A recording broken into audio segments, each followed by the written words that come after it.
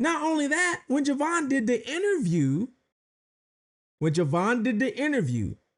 not once did Javon mention Warren contacted him. He didn't mention it in the TMZ interview that's taken down. He didn't mention it in an interview with his mom. Yes, ma'am. I did see him when I was out there on the island. Can you tell me what you saw? Does anything seem strange to you about the difference that people are saying of how he was separated from the group? Judge Cole tried to reach out to Nolan Wells' mom before all this blew out. She actually sent Christine a text message saying, hey, we need to talk. Christine left her on red and never replied back. So now they're saying, hey, if you need to reply or say something, talk to the lawyers. Let me repeat that. We will not be deterred by whether offenders have the ability to compensate us for our damages. Meaning, they don't care if your channel got 100 subscribers and you're dead broke. They're still going to sue you for defamation. The rumors are not stopping. The lies are not stopping. Every day there is something new. But it might be coming to a halt soon because lawsuits are coming to creators who are spreading false rumors. And not only that, Nolan's mom, I showed you guys paperwork before that she filed in court. It looks like she's getting ready to file a lawsuit. Well, guess what? There's some more paperwork that was filed in court. We're going to take a look at that paperwork. And not only that, could it be possible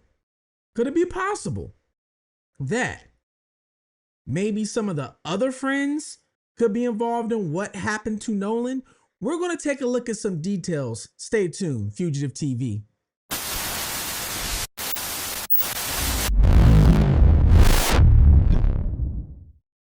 Welcome to Fugitive TV. I am your host, Ray Marcel. And what we do here is we take a look at cases of missing individuals, anything that is true crime. And I give you a deeper look, a different perspective in a lot of these cases because I was once a fugitive on the run from the law myself. I ran for 15 years, living in different countries under different names, then eventually turned myself in. Now I'm a motivational speaker. I help family members locate missing individuals, and I also help locate fugitives that sometimes need to be brought to justice. And I can give you a deep perspective and a deeper look because I was once a fugitive on the run. I did it for so long. I learned how to think outside the box, pay attention to details, and look at everything, not just one thing, but everything. All right. So Nolan Wells. All right. Yes, it's not going to end until I guess we all find out the truth. And as long as people are putting out lies and fake images and fake everything else, guess what? We're going to have something to talk about and debunk things or see if it's true or not. All right. Because so far we still haven't found out what happened to Nolan Wells. Is it foul play? Is it an accidental drowning? Did somebody do anything? We really don't know. Now, if you've been following me in my other videos, okay, I've been saying in my other videos that the boys who took off in the boat, that if you're following the actual timeline, when they were in that boat and they made that phone call at 4:00 p.m., it doesn't match up with the timeline of 4:30 that Nolan's own mom said, hey, this is when he was last seen on the beach. And the last time he spoke to somebody. Now, this is what Nolan's own mom said at 4:30. So if she's saying this, he was seen on the beach at 4:30 and the friends are on the boat at 4:00 making the distress call, he wouldn't be on the boat because he was last seen on the island at 4:30. And there's some people, all you gotta do is go on Facebook. Some people are saying that, hey, we seen Nolan around 5:30. And I told you, one person even said Nolan asked him for a ride around 5:30, 6 o'clock to get back to the mainland. And this person told them no, because their boat is already at capacity. Well, we broke that down. All right. Now, some people question, I saw some people question on my video, and actually a couple people emailed me this. They found it suspicious that um, one of the kids, I believe it was Bart, got out of the boat and unplugged the drain for the boat. And then why did they have to put the plug back in and go some? Let me quickly explain that for you, okay? I explained this bilge pump so many times and how it works on the boat and possibly why the boat was sinking, why it was filling up water. So just quickly, when you put too much people in the boat, when it's over capacity, it takes on too much water. Now, if you guys ever been in a boat like what they have, like that 22 Triton, if you look in the back of the boat where the motor is, sometimes what you're going to see is you're going to see kind of like two holes, okay?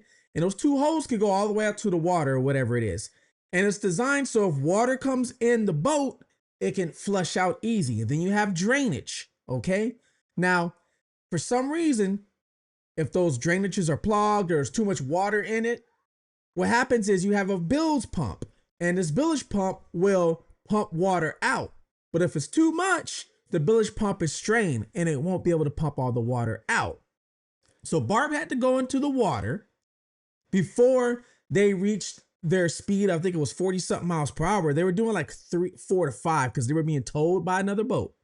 So Bart got in the water, pulled out that drainage pump so water can come out. But the problem is it was so much water that the back of the boat was already, let's say, in the water. So think about it. The water's not going to come out. It's already in the water. So once they pulled that plug, they started going full speed at 40 miles per hour.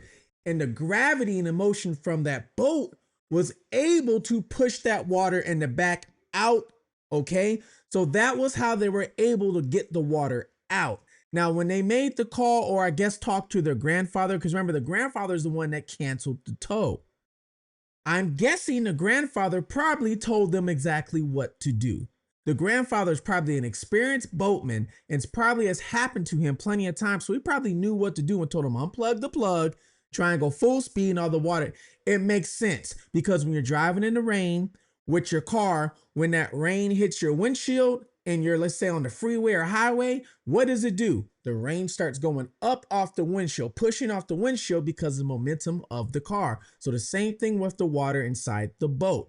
Now, you can't keep the plug unplugged. So they had to get somewhere. When they finally got to where they were going, they had to take that plug and put it back in the boat, because if you keep it out, you risk water going through the plug into the boat now and sinking the boat. So that was why they had to make a stop and put the plug in the boat. So now that is out the way, because I got a couple questions about this plug. And I understand a lot of people don't know about the plug, don't know about boating. I've actually learned a lot about boating by doing this story. Some things I already know because I live in Florida, guys. I am surrounded by boats. I can go down the street to my neighbors' homes, and every single one of them, at least every fourth house has a boat. I'm surrounded by boaters and what they do. So it's easy for me to go to a neighbor's house and ask them these questions about this case when it comes to boating. And a lot of them have verified that some of this information that was said is correct, and that can happen. Now, the one thing that's going on now that that's taken care of, is we have some lawsuits that could be coming, not just to people for maybe a wrongful death, but to creators for spreading false lies and rumors, okay? Which we're going to get into because one's starting to spread today. Now, there's also another thing that's starting to spread, and I talked about this in my last video. And guys, guess what? It is starting to spread. I told you guys it was going to spread. So remember I told you I got an email.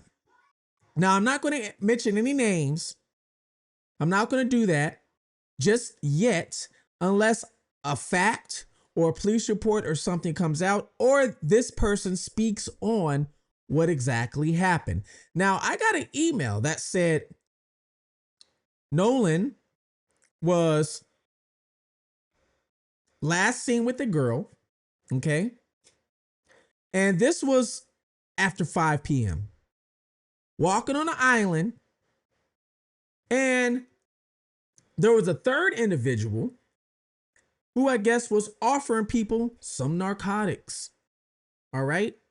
Hey, you want to get high you want to get high? Which, when you think about it, it's 4th of July. People are celebrating. You're on this island with no rules. Think about it. You have people under the age drinking, all kind of stuff going on, right? So I wouldn't be shocked if people were out on the island getting high too. Would you be shocked? I wouldn't. We have an island right by me called Beer Can Island. You know why it's called Beer Can Island? You go out there, you see beer cans everywhere. This island has no police. It's pretty much like the same thing, but it's not as big as Horn. It's nowhere near as big. But people go out there all the time, all right? Sometimes people will go out there and DJ, all kinds of stuff goes on because there's no police. And guess what people are doing out there? Also getting high, smoking, sniffing, whatever you want to call it. They're out there doing whatever they can do because they can. There's no police out there. So I can see this happening out there, especially during 4th of July. So I cannot deny this. And a lot of people can't deny it. I mean, you can go to a house party and find narcotics at a house party when it's illegal to even have. So why not at a island where there's no rules at this island, or I should say no law enforcement there? Hey, it's very possible, right? So there is somebody out there, which I'm not going to mention the name, basically giving people narcotics. Now, allegedly, what has happened is this person also approached Nolan and the girl he was with. Okay? We don't know if this person, if this is true, gave the girl some, gave Nolan some. Now, I know a lot of people are saying Nolan was supposed to go back and go to football practice, okay? So why would he take any narcotics? Now, Nolan was supposed to go to football practice that Monday, July 6th. He was supposed to report for training, actually, preseason training. So people were saying, why would he do any of this if he had to go back Monday for training? The thing is, guys, we don't know what a lot of people will do. We don't know.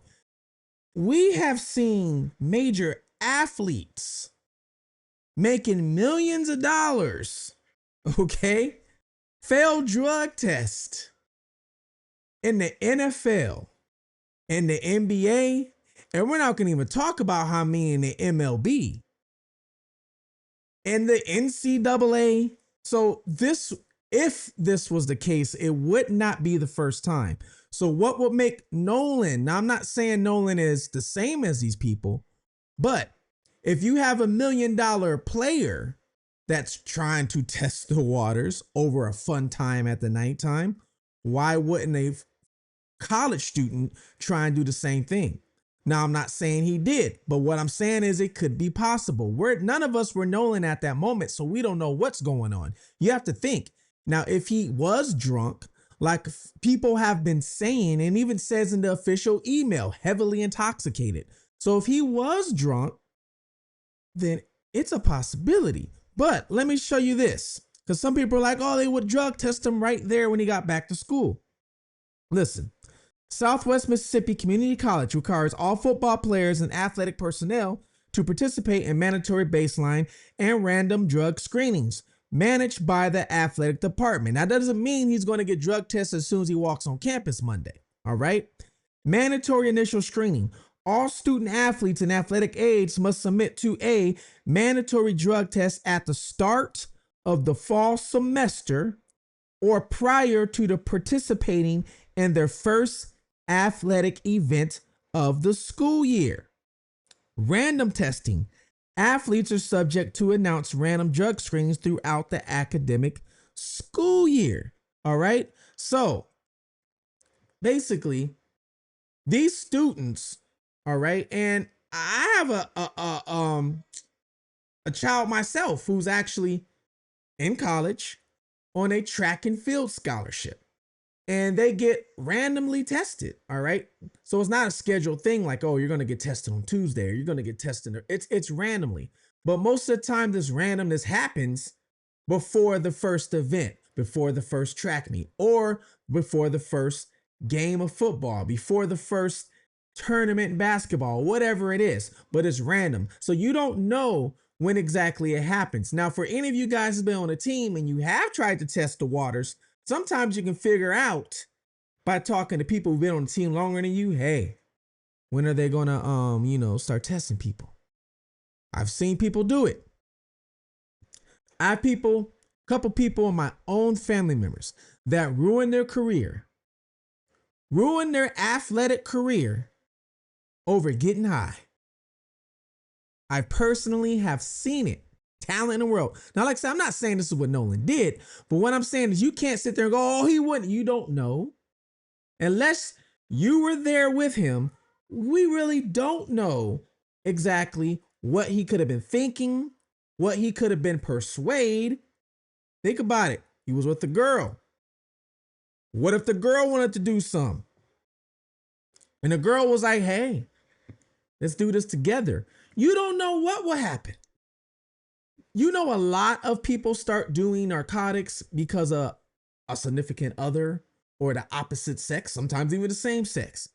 But a lot of times they start doing that because they like the individual and they feel, oh, you're going to do it, I'm going to do it with you. Now, like I said, I'm not saying this happened, but it's possible. So you can't knock it. Everything, if it's matches the timeline, could be possible. Now, I told you guys yesterday that I got this email and this might spread out. So now I'm starting to see this trickle out, starting to see it and talking about it. Okay. All right. So don't be shocked when you start seeing a whole lot more other people talk about this. Now, we don't know exactly if he did any or not. And another theory about this is, what if somebody wanted to slide him something? As in, Mickey a drink. He was already drinking. Let's put something in his drink and let him have some real fun. That is a possibility too. And if that is so, who is the person that put it in his drink? Now, like I said, I'm not going to give out any names yet unless these names get publicized. If they get publicized, then hey, I'm going to drop it all on you. But till now, no. Because there's no fact and there's no official proof. This is the way journalism is supposed to work. Let you know what I found out, and then also let you know, hey, there's no fact to this. And there's also no truth to this. This is just something that somebody told me, but I do not know. Now, let's get to these lawsuits. The good stuff, all right? So, we have a couple things going on, all right? For one, we have, before we get to the creators possibly being sued, let's go with Nolan's mom. Because I showed you guys once already the paperwork she filed. She filed paperwork, okay? Like right after everything basically was the first step to let people know, hey, you're about to get sued. Now, this right here, in a Chancery Court of Jackson County, Mississippi, in a matter of the estate of Nolan Wells, deceased, Kristen Wells Wansley.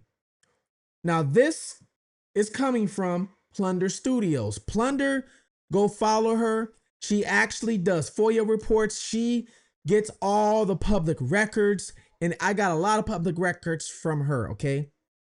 She gets a lot, so go follow her. But this is from Plunder, okay? And this is the actual official court document. It says, this cause came on this day of the petition of Christine Wansley by the Bureau Counsel of Record, praying that Christine Wansley be appointed the administrator of estate of Nolan Wells, be issued letters of administration, be granted other relief this county have fully considered the same, being fully advised of the premises of fines as follows. The petitioner, Christine Wells Wansley, is an adult resident of Jackson County, Mississippi, and that petitioner and the natural mother of Nolan Wells. All right, so it goes on to say. Now, the weird thing is, it does go on to give like the location, but the location, it pretty much leads to nowhere. I don't know. I'm thinking maybe they did that for safety reasons. I'm not sure. It says, the descendant has no last will and testament, so far as petitioner knows or believes after a diligent search and inquiry. And heirship determination shall be determined in the time and manner required by, so far as petitioner knows the descendant time of death. So we're going to get down to the good stuff, Okay, so basically this is saying that Christine, Nolan's mom, is in charge of Nolan's estate. Now we know, as far as we know, Nolan didn't really have an estate. We know that he wasn't a millionaire. We don't believe he had a house. He didn't really have a lot of assets to his name. So when people file this, it's to control their assets. But if the person doesn't have any assets, then why are they filing this? What kind of assets can be obtained? All right. Then it goes on to say the petitioner is over the age of 21 years old, of sound mind, has not convicted a felony, and she is ready and able and willing to serve as the descendant's estate. Okay. Now I checked her background report. I checked the criminal background report. And there's no felony on her background. So they are not lying. She has not broke any laws that I have seen. Now I haven't done any federal, but I'm pretty sure they would have pulled that up. All right. Now let me show you this. This right here is letters of administration. This is where it gets good, guys. All right. Nolan Wells, deceased, late of said county, died in state as we are informed and believe, and having at time of his death goods, chattels, rights, and credits within this state. And we desiring the said goods, chattels, rights, and credits may be well and truly administered, coveted, and disposed of. Do I hereby grant Christine Wells Wansley full power by the tenure of these presents to administer the goods, chattels, and rights and credits that at the time of his death did belong to, ask, levy, recover, and receive the same, and to pay the debts in which the deceased stood bound. So far as the goods, chattels, rights, and credits of obtained, deceased will extend according to their right, in order of law, to make a true and perfect inventory of said goods, chattels, rights, and credits. Now, this right here is basically saying, once again, she has the right to control anything that Nolan Wells owned or is about to own. Now, this also could be, let's say, filing for a life insurance policy. We don't know if Nolan had life insurance. So this could be also to help her with a life insurance policy if Nolan had life insurance. This could be a multitude of things. Now, here's where it gets really good. This was sent out to Judge Ashley Cole, the mother, okay? And it says, Dear Judge Cole, representation. This firm and our co-counsel represent the parents of Nolan X. Wells, deceased. We are investigating Nolan Wells' death, which occurred in the early days of July 2026 on or in the vicinity of Horn Island, Mississippi. Please address all future communications regarding this matter to me and my co-counsel. If you are represented by counsel, please forward this letter to your attorney. Meaning, Judge Cole tried to reach out to Nolan Wells' mom before all this blew out. She actually sent Christine a text message saying, hey, we need to talk. Christine left her on red and never replied back. So now they're saying, hey, if you need to reply or say something, talk to the lawyers. It's pretty much what they're saying. It says, you are hereby placed on notice that litigation concerning the death of Nolan Wells is reasonably anticipated. Okay? Accordingly, you have an immediate legal duty to preserve all materials of all kinds within your possession, custody, or control that may be relevant in any way to the claims or defense. This duty includes not only to you, but also your family members. It also extends to any person or entity providing services to you, acting on your behalf, or who is subject to your control. Under state and federal law, the destruction or failure to preserve evidence may be deemed spoliation by trial in court and may result in sanctions, adverse inventory rulings, or a negative jury instruction at trial. All right. Basically, what this is saying is Ashley and her family cannot erase anything. They must save everything because litigations might start happening. Litigation means going to court. Okay, so they might have to preserve and save everything, is pretty much what this is saying. Now, Nolan Mom's and her legal team, they also subpoenaed Snapchat and every other social media you can think of to try and get evidence to see what was deleted, okay, off his phone, if anything was deleted off his phone. Now, when it comes to his phone, there was some big confusion going on, okay? Some people going around saying Nolan's phone was wiped clean. His mom never said that. His mom initially said Snapchat.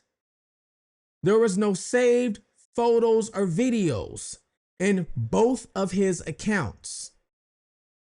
So is she referring to Snapchat? Because she also said Snapchat. Now, I can see two sides to this right now. If you're on Horn Island and you don't have good reception, which we heard from the audio call, there is no good reception. You guys ever tried to upload anything to Instagram or Facebook or any of your social medias when it comes to a video and you don't have good reception? Dang, it's been uploading for 6-7 minutes now. Don't leave the page. You guys ever tried that? I can't be the only one on earth that's ever tried to upload a video or even a photo or send somebody a photo or a video in an area where you don't have good reception. I'm pretty sure everybody watching this video that has a phone, a new age phone, has experienced that. So I can see if maybe he didn't have any videos saved to a Snapchat because he has to, if it's saved to the Snapchat, think about it. You need internet reception and it might have took a long time. Now, if they're on the island, like he was on the island, getting in and out the water, as we see him boat, there's plenty of pictures of him on boat hopping. I have a bunch of them and I've showed him my videos. So if he's jumping from boat to boat inside the water, then yeah, he probably did leave his phone on one boat. Okay, like they said, other people left their phone on one boat. And if he did, then he probably didn't have time to Snapchat and take videos. He probably was too busy trying to find where Katie was at or the other girl he was walking with. All right. Well, if he didn't upload any videos or photos while on Horn Island, I can understand. Did he upload any videos or photos though before he went to Horn Island that morning? That part I would like to know. On Horn Island, understandable. But before he left, I would like to know, what was going on. Did he wake up late? Because remember, he stayed the night apparently at one of the friends' home and left his keys. A lot of people keep saying left the keys on the boat, guys. No, the keys are left at one of the friends' homes. He drove to the house, left his car, and left the keys inside of that house where the car was at. He never took the keys with him on the boat, to my understanding. It was just the phone, all right? So the keys weren't on the boat either. It was just the phone. And that's why they had to go get the keys as well. And apparently where the keys are at, the kid who was there didn't know Nolan even left the keys there. Whether that's true or false, we don't know, but apparently he didn't know the keys were even there and had to look around for the keys. And then some girl was like, oh, they're on the Xbox. And then went back and got the keys and gave it to him. Now that we got that clear, now the one thing, since we're talking about the phone though, a lot of people question the three boys. There's only two reasons. Literally, I could probably put a third in there of why these boys have been questioned so much, no matter what they say, no matter if a GPS is correct, no matter if a timeline is correct. People are trying to find some sort of narrative to blame anything that happened on Nolan on these 3 or 4 individuals. And every time you debunk something, something else comes up.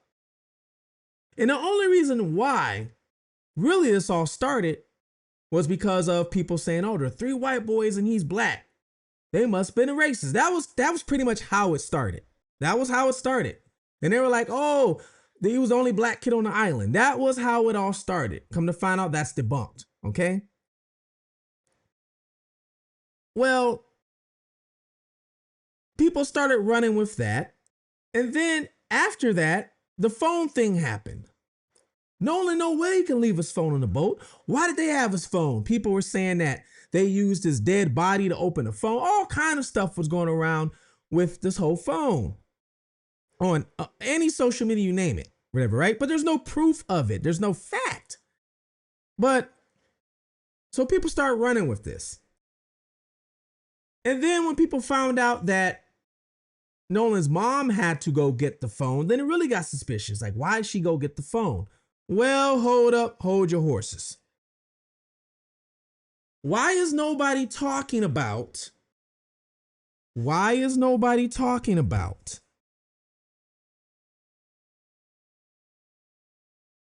the very last person who had the phone before they even gave it to Nolan's mom?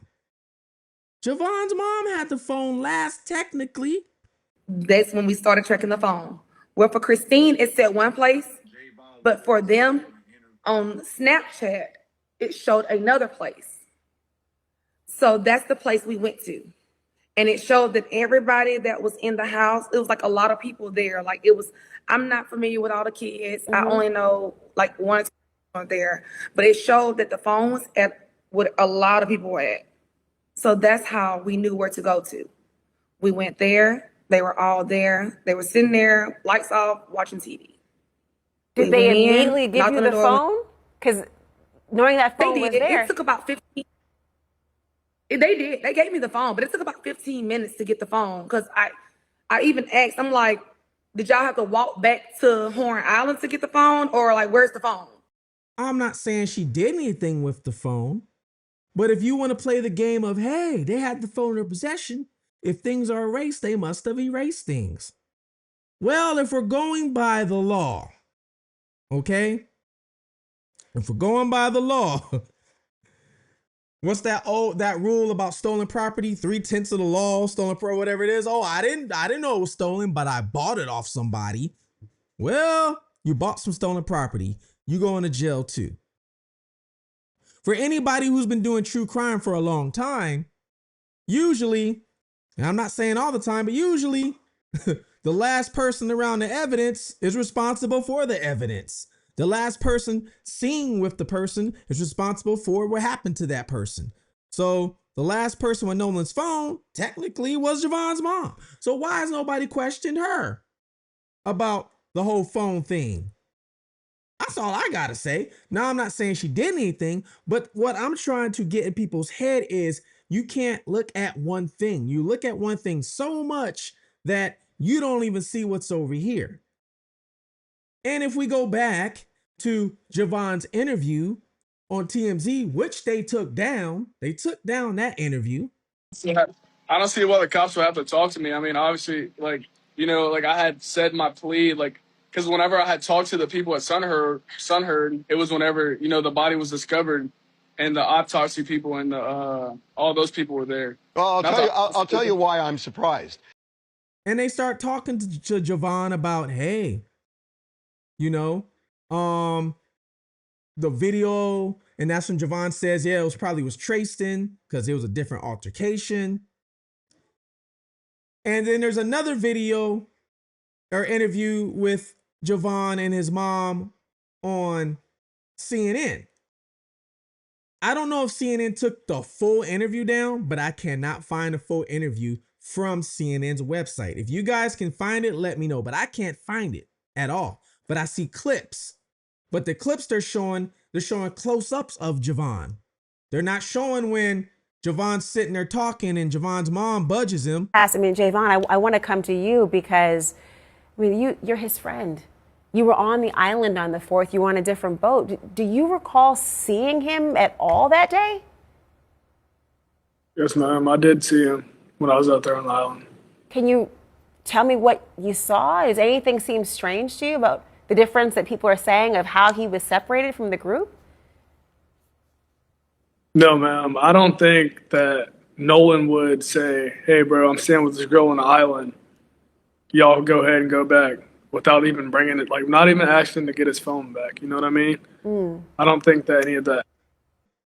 Like, hey, don't say nothing. They're not saying that. No, I'm not saying that's what happened, but they're not showing that.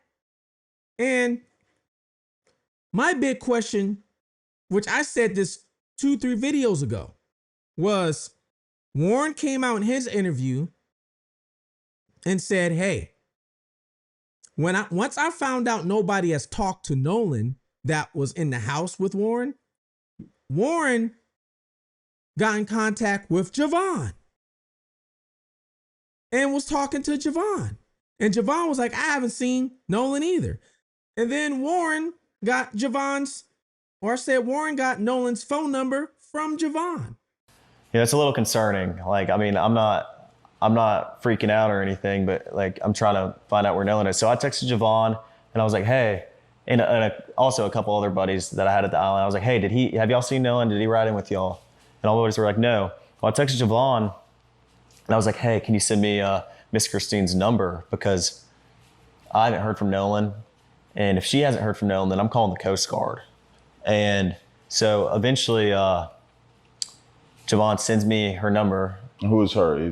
That's Miss Christine. Miss Christine is Nolan's mom. Nolan's mom. Okay. Yeah. And I walked down to the dock because, I mean, there was a lot of people at Ava's. Not a lot, but, you know, there was probably 15 of our friends there. And I was just like, walked down to the dock with a couple of my buddies, and I got on the phone. I called Miss Christine, called her the first time. She didn't answer. I called her a second time, and I got on the phone with her, and I asked her if she had heard from Nolan. She said no. And I said, all right, well, don't freak out. I'm going to call the Coast Guard. And this was at about 11 o'clock. And then Warren had to contact Christine.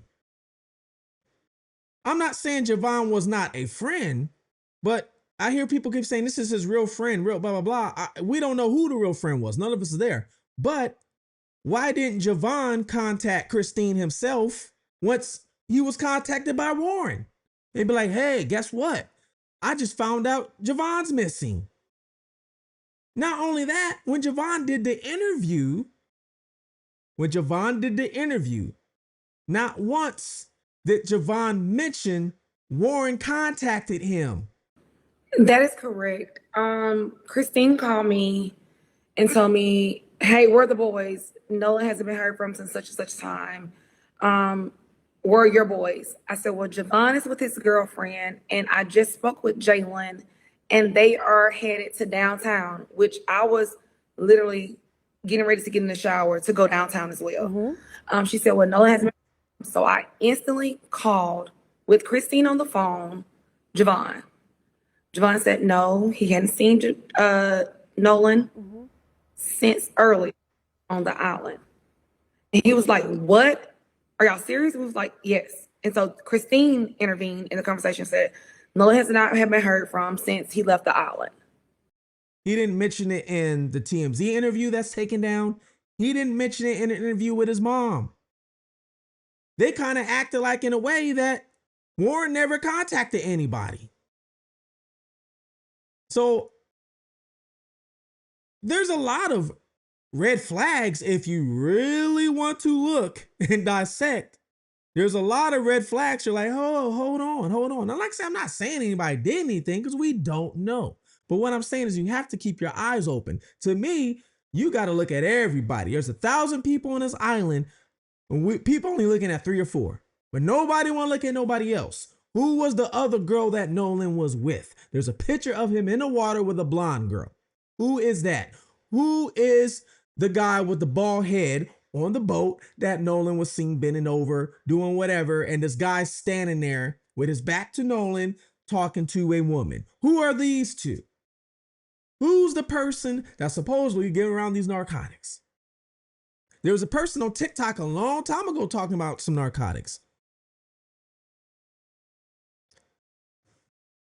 Well, we got lawsuits coming, guys, to creators, okay? Bart, the one I believe is the one who got on and off the boat. Now, Bart, if you're watching this, please don't sue me. Don't sue me. I've never once blamed any of you guys at all. But what I have said is some things don't add up. And yeah, everybody should be questioned and it should be a fair investigation. But after I seen the police reports, I see people are getting investigated. Hey, now check this out right here, guys. Let me show you this. Once again, this is from Plunder. Now, she reposted this. This is from Russell Latino. All right. Statement released by the Edmiston family. The Edmiston family expresses sincere condolences to the family Nolan Wells for their tragic loss. Like so many in Ocean Springs across Mississippi and across the nation, our prayers for answers and peace are with the parents, family, and friends. Out of respect for Nolan's family and integrity of the investigation process, we have chosen not to draw public attention to ourselves as unfettered speculation raged. Recent targeted attacks on our son Bart Jr. now make our silence impossible. Hundreds of Mississippi Gulf Coast residents journeyed out of Horn Island to celebrate the holiday on 4th of July, home from college. Bart Jr. was among them. He piloted his own boat to Horn Island and piloted his own boat home.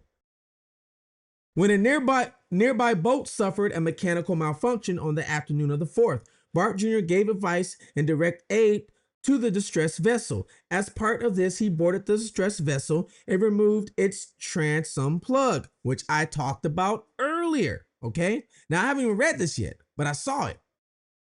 Got back into his boat and towed the distressed vessel for a short distance. These actions allowed water that had accumulated on the distressed vessel to drain, which I told you guys earlier. Bart Jr. believes that more than 20 passengers were spread across the two boats to witness these events. Others may have also witnessed from the water or shore. 20 passengers between two boats. And one of those boats I know is only a capacity of like 7 passengers. So one of them was over capacity. If that's the case, that was why I was taking on so much water, like I said. When Nolan's disappearance and death came to light, Bart Jr. freely and fully cooperated with the law enforcement investigating the tragedy. He sat for interviews, answered all the questions he was asked, and shared all of his recollection from July 4th, 2026. Bart Jr. also complied as a list of potential witnesses, including passengers on the boat he was piloting, to share with investigators. He allowed his phone to be viewed and shared requested photos and videos from the day with law enforcement. He also permitted the inspection of his boat and GPS devices. He did all this without counsel, without requiring warrants, and without hesitation. And not only that, I have the official waiver to search and seizure his boat. So he is not lying. He actually signed over a waiver, gave over his rights for them to seize and search his own boat. Now, this continues on. Bart Jr. has been on open book during this process. He, like so many in our community, wants a thorough, fair, and impartial investigation that does not start with a pre-drawn conclusion, but seeks to and finds the truth. At no point in this process has Bart even been identified as a suspect in Nolan's death. This has not stopped people from engaging in dangerous speculation, nor has it stopped outright fabrications with each new name mentioned by the media. Remember I'm telling you guys, every time something gets debunked, somebody on social media wants to say, okay, well then what about this? And start spreading a different narrative or a different lie without showing anybody any sort of facts. A new mob immediately argues that person must somehow be a culprit. Facts are invented out of thin air. AI is used to distort or create photographs, videos, or audio. People begin to draw abstained conclusions and reckless threats follow. The reason why they're saying AI, guys, the last video I did, I showed you. Crump showed a video or a picture that was AI, that was digitally enhanced and faces were covered up, and it made it look like Nolan was on the boat. And that was shared by Crump. There's plenty of things that were shared by him that ended up not being true. And the reason why they're saying it's because there's a new picture that's going around right now. Now, I'm not going to show you guys the picture because I don't want to get blamed for showing any AI images or blamed. I don't want any of you guys to take this clip and say, hey, Fugitive TV said this. No, it ain't happening on my book. It ain't happening. But there's a picture going around of Bart holding a girl. And people are saying this girl he's holding is Katie, the same Katie that I guess Nolan Wells liked. So now people are saying Bart must have had something to do with Nolan's death. Because guess what? Katie was his ex and Nolan was. You guys get where I'm going? So now somebody made these pictures and showing them out there, and the girl's not even Katie. So sad. This has not stopped people from engaging in dangerous speculation, nor has it stopped outright fabrications. With each new name mentioned by the media or social media, we already read that part. So it says, this week it has been Bart Jr.'s turn to be accused by thousands of online strangers who do not know him, do not know any relevant facts, do not care about our community or truth of what happened. We grieve for the loss of Nolan, but as a family, we are also concerned for the lives of our children and the safety of others being convicted in a court of public opinion without facts. Indeed, contrary to known evidence, we cannot allow our son to be stranded or our family to be doxxed and threatened, including threats made as recently as yesterday on Bart Jr.'s life, without attempting to correct the record and hold egregious actors responsible for the danger they are manufacturing. To that end, we have retained legal counsel for the purpose of pursuing recourse against those individuals fabricating lies about him or our family. The first cease and desist and spoliation letter is being issued today to an online user who originated many of the falsehoods against Bart Jr. I wonder who that is. I would love to know who that is. Who? I would love to know.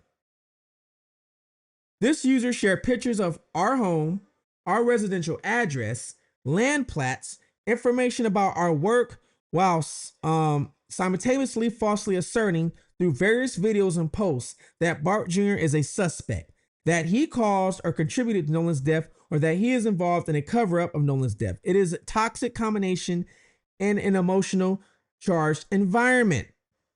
None of these things are true. There is no evidence to support these claims. And guys, this is what I keep saying. There's no evidence. There's no facts. So how can you say any of this stuff if there's no evidence? Nolan's death is toxic combination of emotionally charged environment. None of these things are true. There's no evidence to support these claims. Let us be clear. Bart Jr. helped a boat that was in distress. He did not kill a friend, witness the death of a friend, or conceal the death of a friend. These are fictions made up by people with no actual knowledge of the events of the day. Unfortunately, those fictions are seen by millions of people and oft repeated. Our family is working with the FBI, the Mississippi Attorney General, the U.S. Attorney's Office, and local law enforcement to determine if federal and state cyber stalking crimes have been committed and to address the direct threats to our son's life. We will continue to pursue all available legal remedies. We will not be deterred by whether offenders have the ability to compensate us for our damages. You heard that, guys. Let me repeat that. We will not be deterred by whether offenders have the ability to compensate us for our damages. Meaning, they don't care if your channel got 100 subscribers and you're dead broke. They're still going to sue you for defamation. This is not about money. We are working to ensure the safety of our family, but also to push back on the very mob rule that ignores the truth, undetermines the rule of law, destroys the presumptions of innocence, and ultimately makes it harder for justice to prevail. We know this moment will pass, the truth will win out, the reckless mob will move on to the next big thing, but in their wake, they will leave a grieving family young man whose reputation have been forever tarnished, and a community of people who used to smile at each other in grocery stores, but who trust a little less now. It is a tragic reality of society, full of internet sleuths, unconcerned by the damage their lives wreak. We would simply like to implore people to think deeply about the potential consequences of these things. They say without proof or knowledge. Ask yourself, do I know this to be true? Are the things I'm saying likely to help or hurt? I'm doing this because it's right or because I crave attention. Spreading false information does not honor Nolan's life or his family loss. It pulls us further away from the truth. We can all be better in these moments. Guys, this is a fair warning to anybody watching this right now.